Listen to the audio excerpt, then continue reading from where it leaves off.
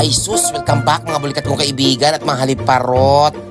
Dahil nga walang pasok ngayon, naisipan ko pumunta dito sa bahay ng aking nanay. Pagdating ko, ayan, naabutan ko siya, nagluluto.